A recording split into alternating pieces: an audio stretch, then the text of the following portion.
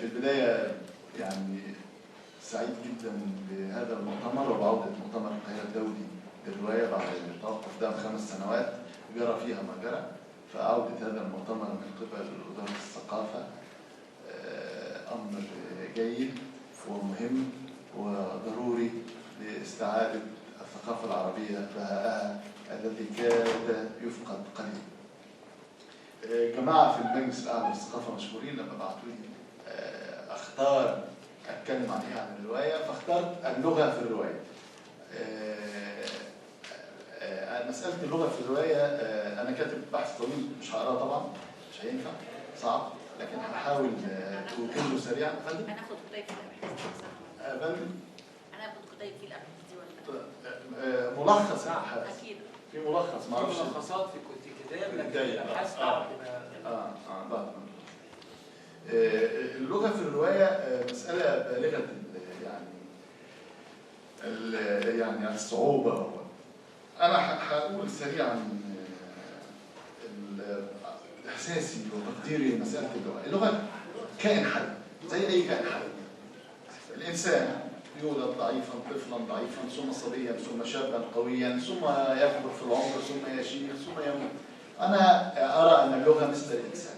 إذا كان المجتمع قويا لغته في الغالب تبقى قوية. مجتمع قوي في الاقتصاد، في السياسة، في الحريات، بينتج لغة قوية في الغالب. نمرة 2، إذا اعتبرنا أن اللغة بتاريخها العريق، أنا أتحدث عن اللغة العربية. أنت الآن لا تستطيع أن تقرأ نصا شعراء الجاهلية من أول امرئ القيس دون أن يكون معك قاموس تفهم المرادفات والكلمات.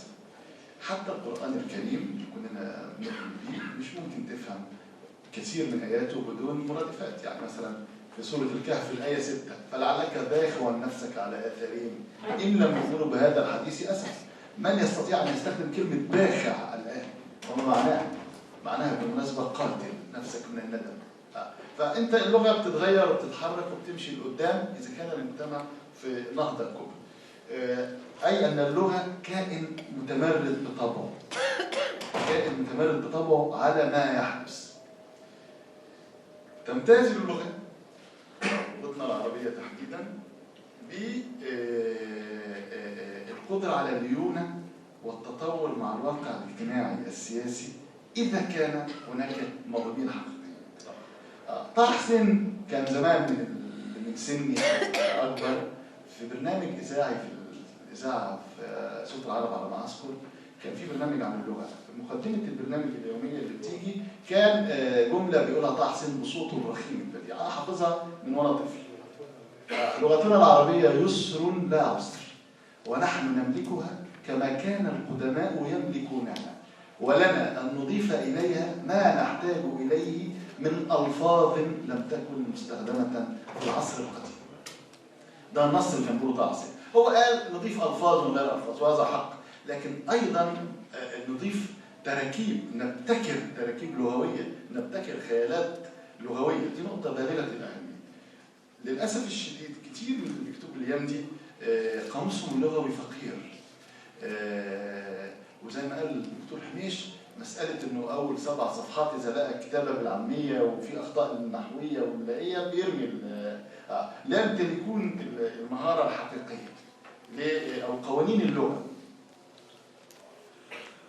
أنا هضرب مثل بإيقاعات اللغة ومستويات اللغة المتعددة. في مطلع رواية الحرافيش لنجيب محفوظ، وأنا واخد في الدراسة نجيب محفوظ نموذج لسبب إيه؟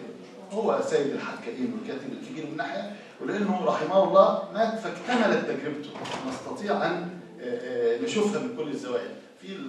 ما رضيتش أقرب من أصدقائنا وأساتذتنا الأحياء لأن التجربة لسه إن شاء الله يكتبوا تاني وتالت ورابع. في مطلع الحرافيش، وأنا بظن أن الحرافيش يعني جوهرة نجيب محفوظ، واللي ما قراهاش أتمنى إنه يطلع عليه. بيقول في أول الحرافيش: في ظلمة الفجر العاشقة، في الممر العابر بين الموت والحياة، على مرأى من النجوم الساهرة، على مسمع من الأناشيد البغيضة الغامضة، طرحت مناجاة متجسدة للمعاناة والمسرات الموعودة في حارتنا.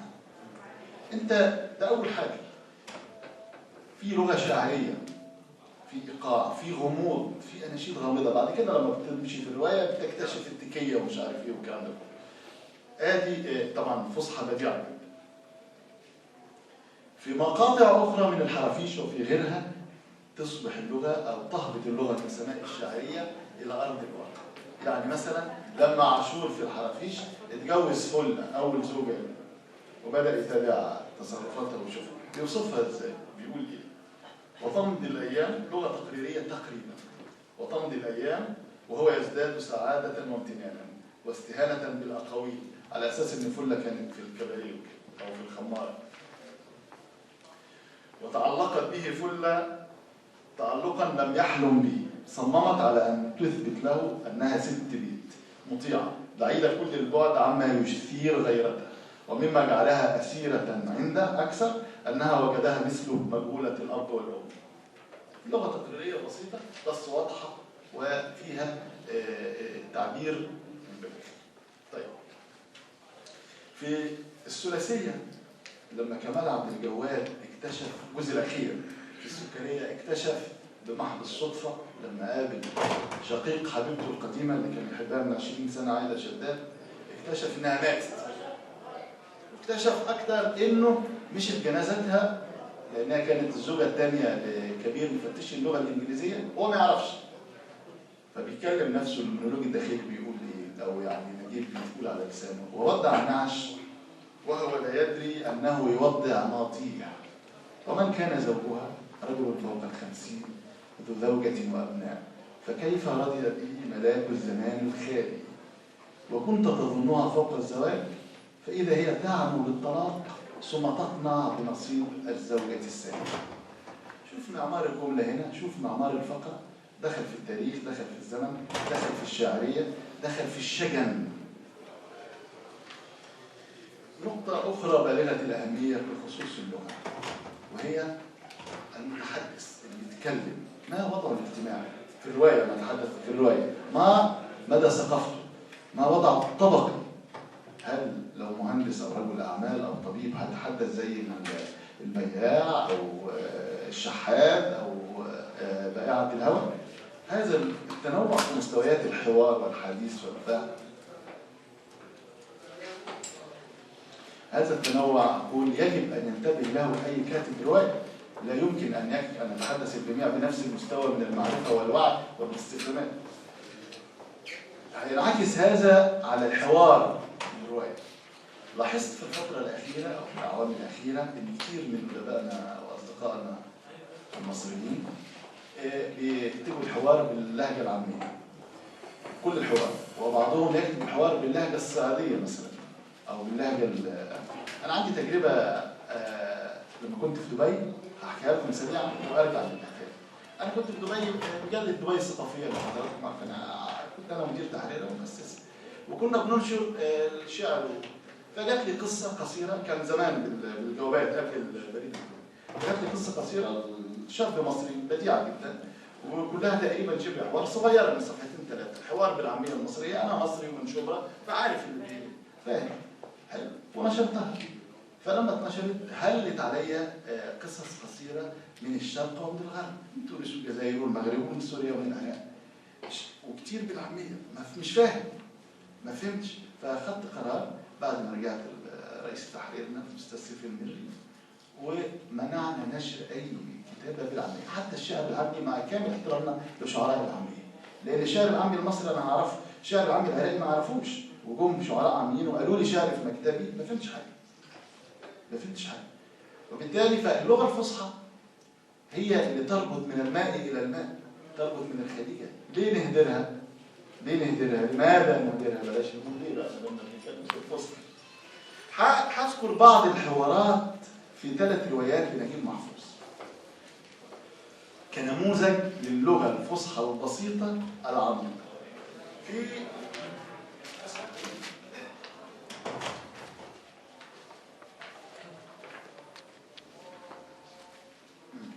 في ليالي، رواية ليالي ألف ليلة وليلة، قاعدين في مقهى الأمراء، الحمام والسقة والإسكافي بيتكلموا. فشوفوا الحوار ازاي على لسان هؤلاء في مقهى الامراء في روايه نجيب محفوظ ليله الف وليله اللي صدرت عام 79. فقال ابراهيم السقاء: مجنون حقا من يعرض عن رزق مضمون على البر وراء رزق مجهول فوق الماء. فقال معروف الإسكافي: الماء الذي يستمد غذاءه من الجثث منذ قديم الزمان. فقال الحمال السندباد: ضغرت من الأزقة والحواري ضغرت من حمل الأثاث والنقل، لا أمل في مشهد جديد، هناك حياة أخرى، يتصل النهر بالبحر، يتوغل البحر في المجهول، يتمخض المجهول عن جزر وجبال وأحياء وملائكة وشياطين، ثمة نداء عجيب لا يقام، قلت لنفسي: جرب حظك يا سندباد وألقي بذاتك في أحضان الغيب. هذا حوار على قهوة شعبي بين 3 بسطاء.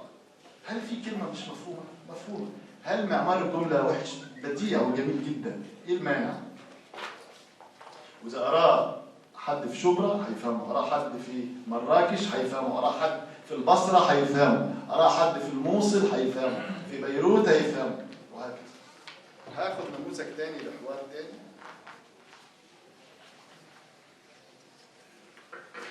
في الحرافيش في الحكاية السادسة شهد الملكة بين عزيز التاجر المعلم صاحب الوكالة في الغلال وبين الخادمة زهيرة.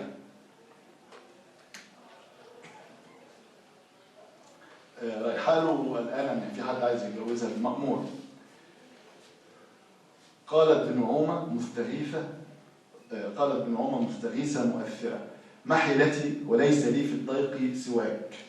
ده الخادمة: ما حيلتي وليس لي في الضيق سواك.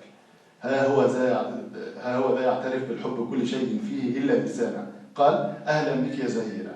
فانتشت بالأدب وتساءلت: ماذا أفعل؟ هل أستسلم للمأمور السفاح؟ فتساءل عزيز مستنكرا: طلب يدك؟ بلا حياء قطب الرجل فقالت: أي خاتمة لامرأة سيئة الحظ لم تحظى مرة واحدة بحرية اختيار شريك حياتها. فقال بتأثر واضح: لا ترضي بما تكرهين، أعترف لك بإني أخشاه. فقال بحدة: كلا، إنه مجرم كما يعلم الجميع، هو الذي قتل نوح الغراب، مجرم قتل مجرما. فقالت بهدوء: أجل، لو استجوبت الداخلية رجال العطوف لوقفت على الحقيقة. هذا حوار بين خادمة ومعلم تاجر غلال. أي فصحى وأي جمال. الدكتور خيري يستخدم سلطاته الدكتاتورية وأنا من المنصاعين السلطات. سأنهي فورا بحث طويل شوية. سأنهي فورا وهقول باختصار شديد بأقل من دقيقة إن اللغة باختصار، اللغة في الرواية هي مرآة الروائي نفسه، هي المعبر عن ثقافته ووعيه وقناعاته، هي محصوله من المعارف والمعلومات. اللغة هي خياله وأحلامه وأمنياته. لا أعتقد أن هناك روائي قادر على أن يعبر بلغة جميلة ومشرقة وناصعة إذا لم يكن يعرف العربية جيدا، إذا لم يكن له علاقة بالأدب العربي جيدا، قرآن وشعر ورواية، إذا لم يكن له علاقة بالسينما والمسرح، إذا لم يكن له علاقة بالموسيقى، إذا لم يكن له علاقة بالفنون الجميلة، لوحات وتماثيل. هذا المحصول يتكئ على لغة كبيرة وعريضة وعميقة تجعل الروائي ناجح وتجعلنا نستمتع بروايات جميلة مثل هذه الروايات. وشكرا جزيلا.